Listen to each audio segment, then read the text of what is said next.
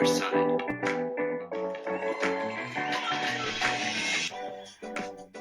Good morning, Mr. White. Good morning, Mrs. Angel. How are you today? I am glorious on this cold Queensland day. Yes. Colder than Melbourne. I hear it was colder in Brisbane than it was in Melbourne today. Suffering your jocks. Crazy talk. You know me, I'm not one to complain about the weather though. Particularly You sent me photo shots of the BOM showing me what temperature it was in Melbourne alongside what it was in Brisbane.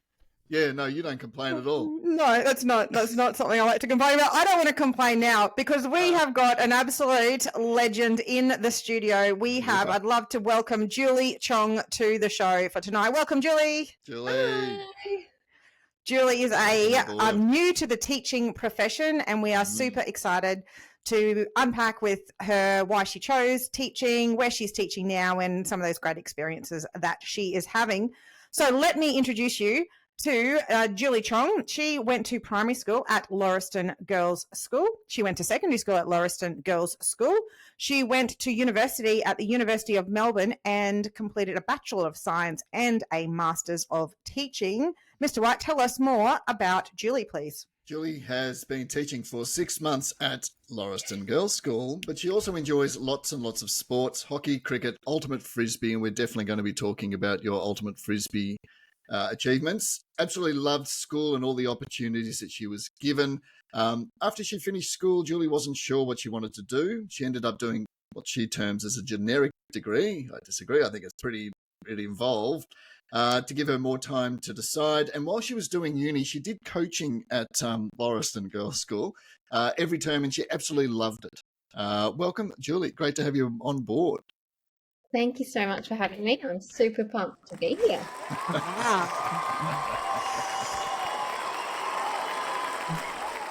They are so excited. The audience gets pretty pumped. All right, Julie, tell us, please, who's the teacher that positively impacted your life?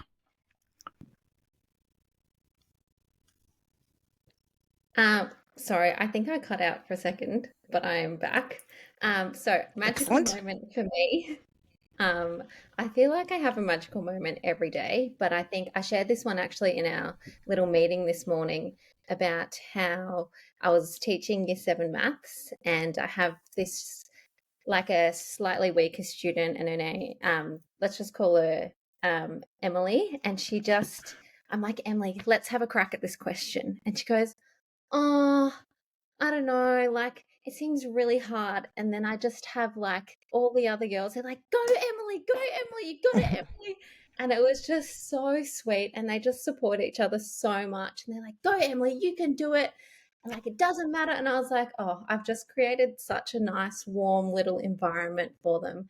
And it just feels like so special that they don't feel like they're alone, or like they feel like they're so supported by their team, and they're like not judging each other. So I think that was definitely one of the most special moments that I've had in the past week. Beautiful. It was like so magical. Yeah. Beautiful.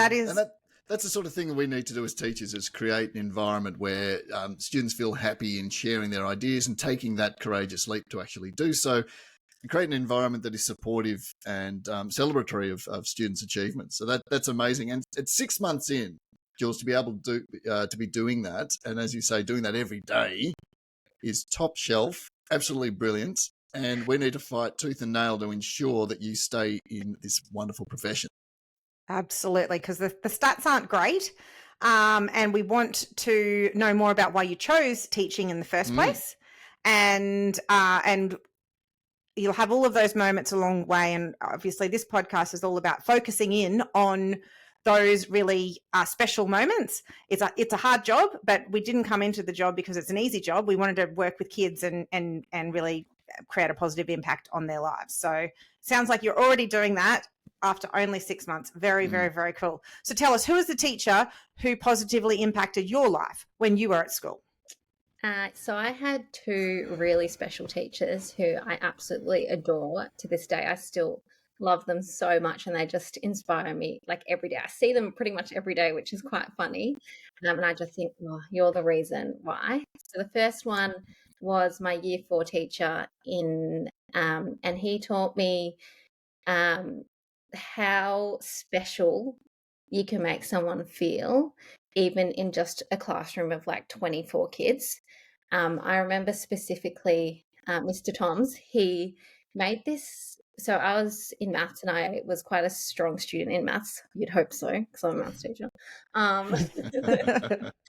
And so he made this like project. It was like a take your family away to Hawaii or your favorite holiday destination. And he just made it like a little project where I had to investigate like the mode, the mean, the range, like the cost of the holiday. And it just, in year 4, obviously this is quite a big project, and he had to do everything. And so he kind of made like this project to extend me, and it was like just for me, and I'm sure I used it for other people, but it really made me feel like I was on top of the world. And so that was really special. And another thing that he did was there was in year 4, when you have that stage in your life and you're like, I need to change my bedroom around and I need to like rearrange my whole bedroom and then I'll be a whole new person. He made this bedroom investigation task. We're learning area, and like, the area of your bed needs to fit in the area like with your desk and like your wardrobe. And so he made this bedroom investigation task where you like design your dream bedroom, and he was like, you need to have all the areas, and then he's like, make sure it's actually 3D because you need the volume. And so we did all this planning and all this like designing of your bedroom using maps, obviously. And then at the end of the project, you actually got to make your dream bedroom.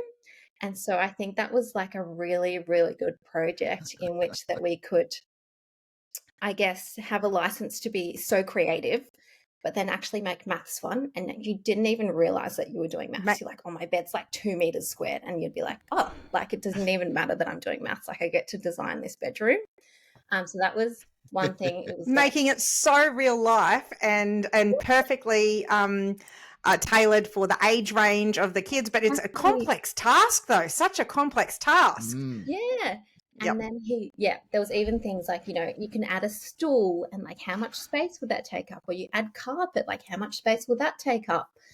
So I think it was just like a real like light bulb moment. And, maths doesn't just have to be textbook questions 24/7. And it was, that was really good. And then I had Mrs. McDonald. I still can't call her by her first name. Mrs.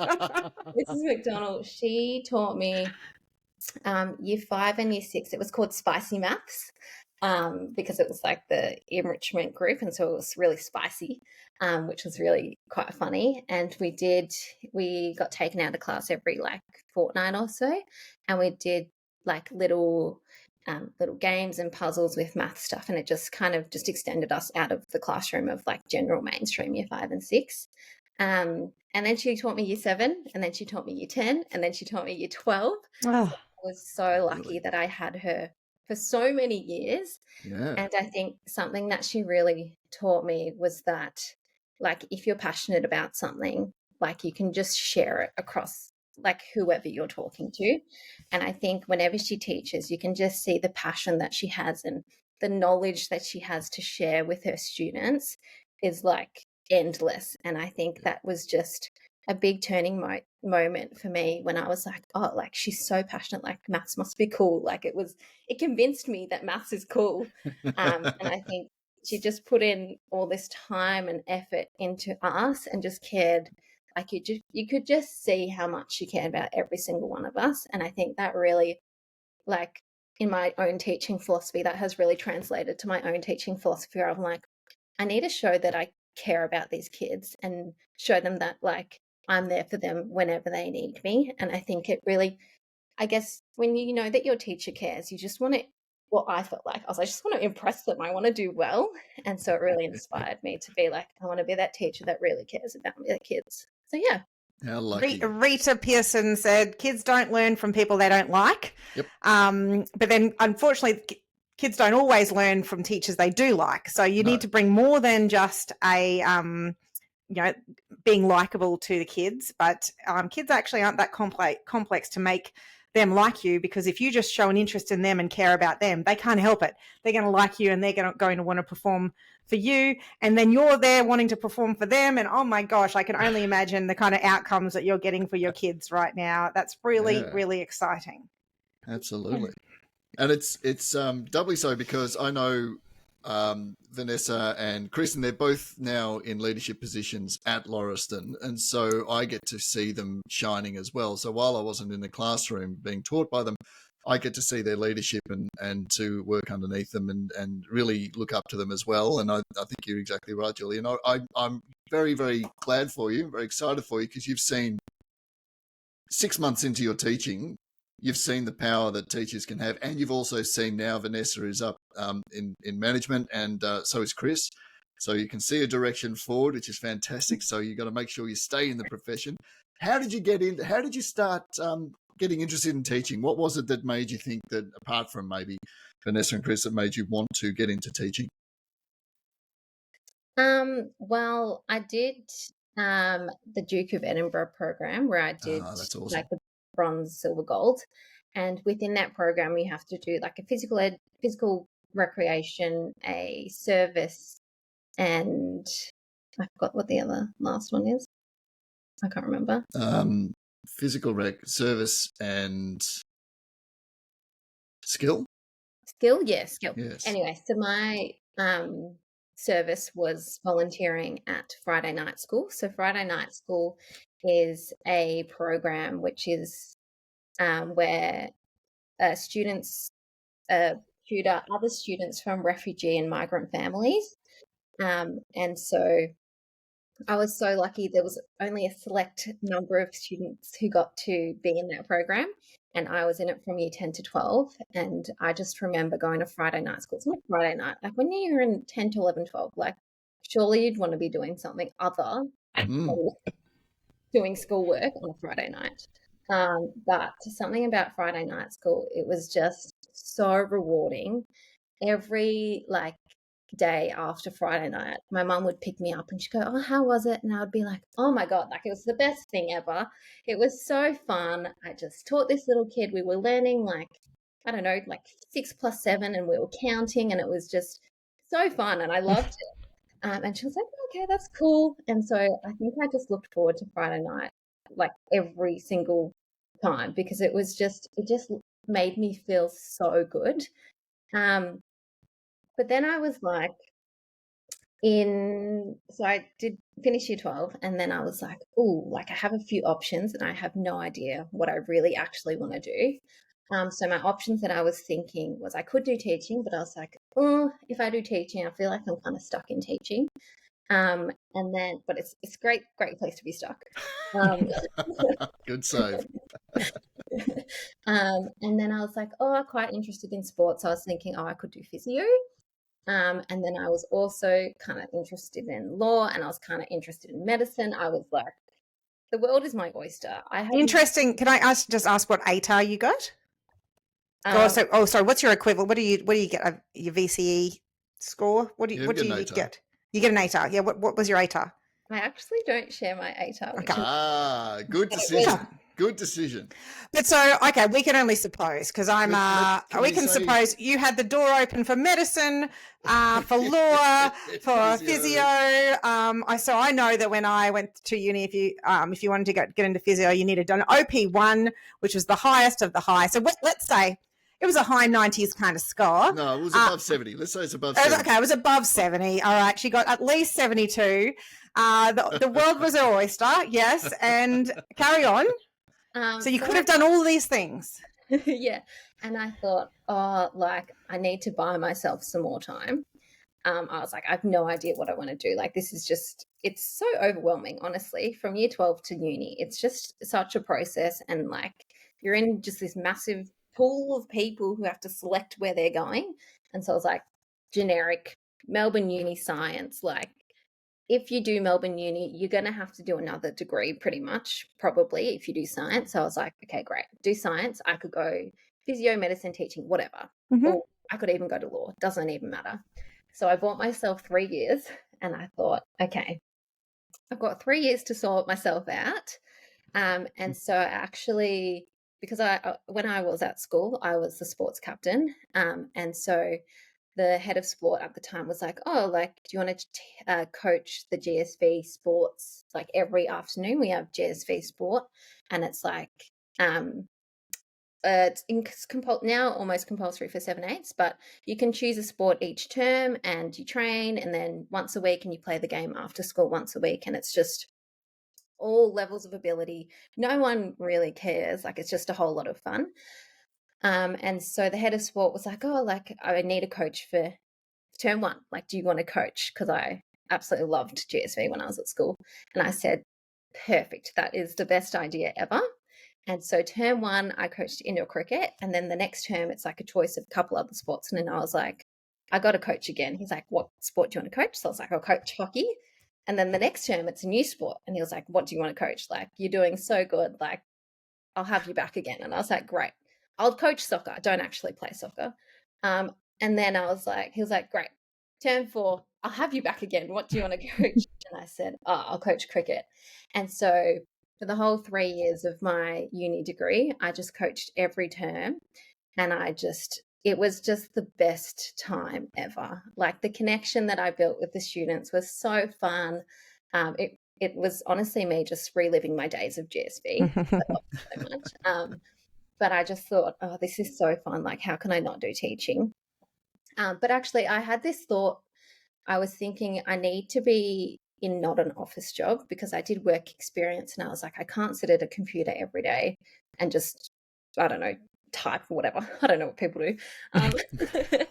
And so I thought it's probably either going to be physio or teaching, because physio, you're up and about a little bit. And obviously I'm so interested in sport. I was like, the muscles, whatever, and how all these injuries occur. And so I was deciding between physio and teaching.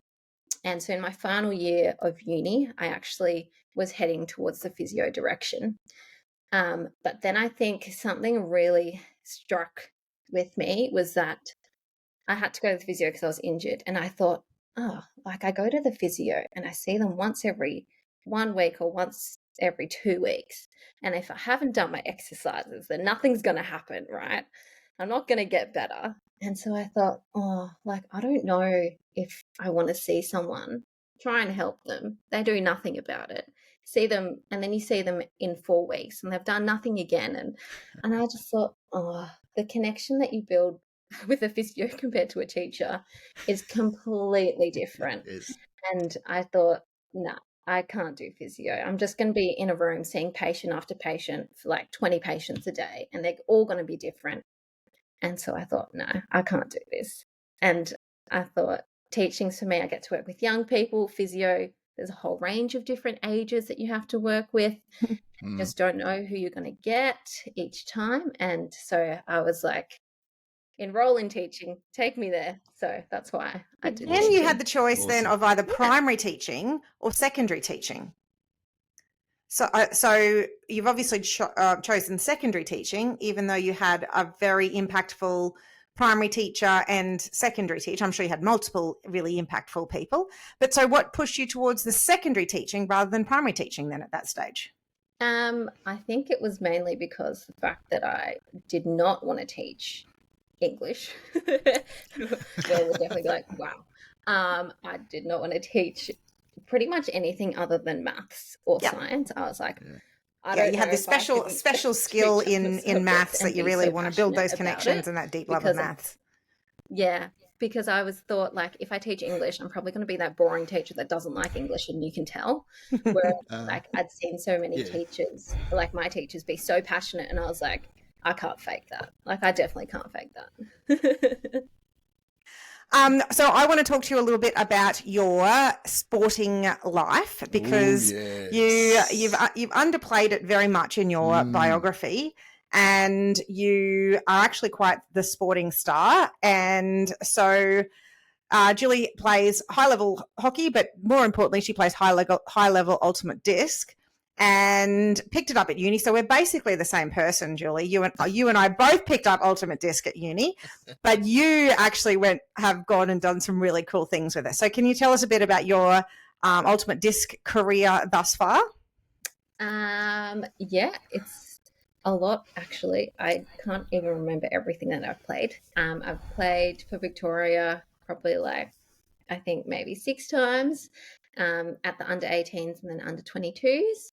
I played for Melbourne Uni at the Uni Nationals, and then I've also represented Australia twice in the under 24s World Ultimate Championships, which one was in 2019 and that was in Heidelberg, Germany.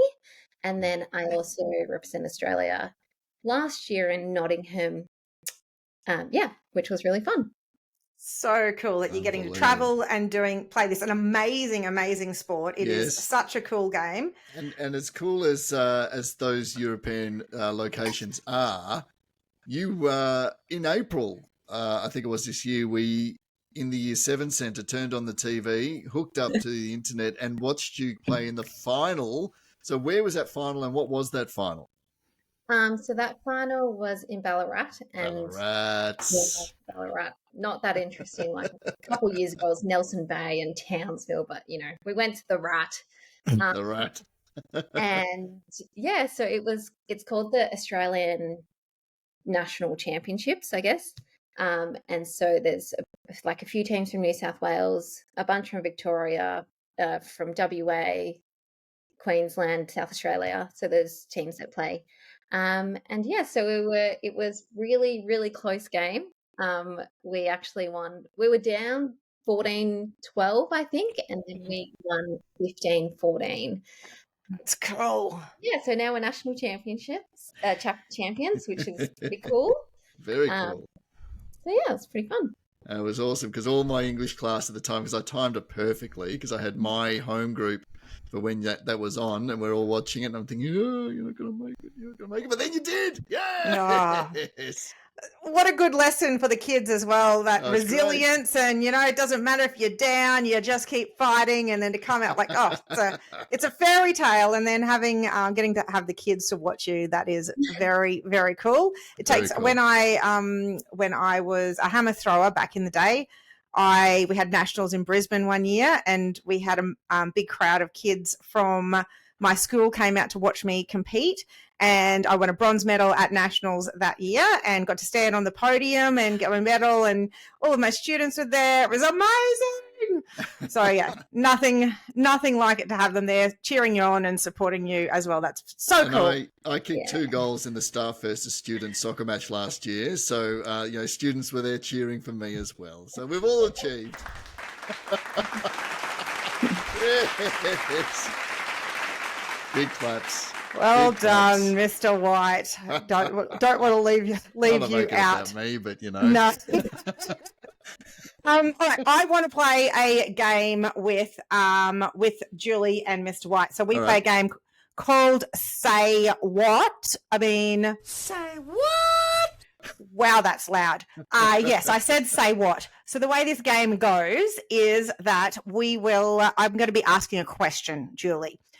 Mr. White will always go first, and he will give the answer to the question that he thinks is what it is, and it will be a number. And then you can either give the number, you get to go there next. You can say higher, lower, or you can actually give the exact number if you know what it is. So we're going to start off with a really easy one initially, just to get you cracking. So how many players are on an ultimate disc team? Well, you including, I suppose you are. So how many players in one team? Just in one team, Mr. White, yes. He does this, Julie. He tries to clarify what the question is. He's trying to Google. Quickly. Yeah, so hands up. We go hands up always, so nobody's Googling the answers. Yes. Okay. So Siri, how many players in it? I'm going to go out on a limb and say, I'm going to say 11. Excellent. Well, that would be a starting point, I guess. No. Did you want to, Julie, just tell us, is he right or wrong?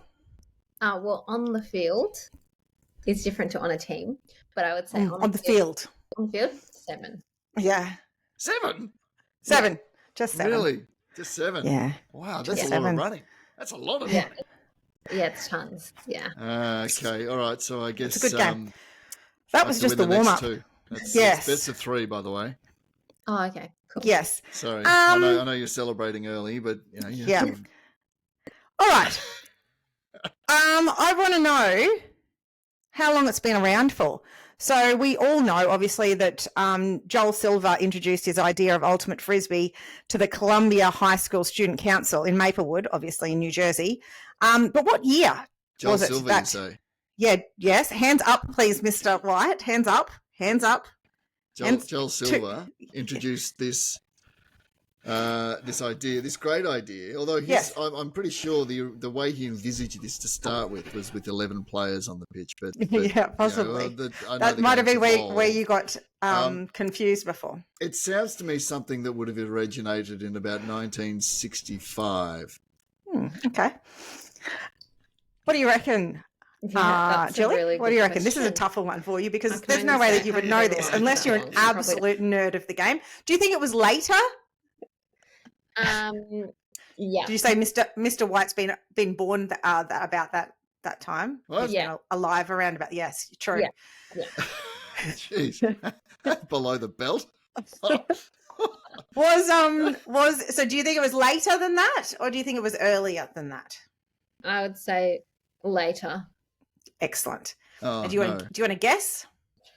Don't like it when Shez says excellent because it means I'm wrong. 1977. Oh, that's good. That's good. You're wrong, but you were right. It is later. It was 1967 that he came up with the idea, but then they played the first game in 1968. Oh, I was so close. You were close. I'll give you that one. But then I'll give you one more because if anybody doesn't know what ultimate disc is, this is just going to really reiterate that you've been living under a rock because it is the coolest game ever. How many men and women, girls and boys, is it estimated that play ultimate disc worldwide? Is this in organised competition?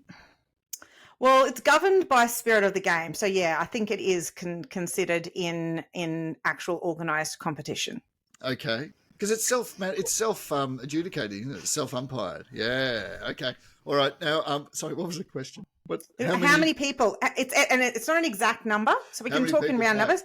Estimated men and women, boys and girls that play it worldwide. Estimated worldwide.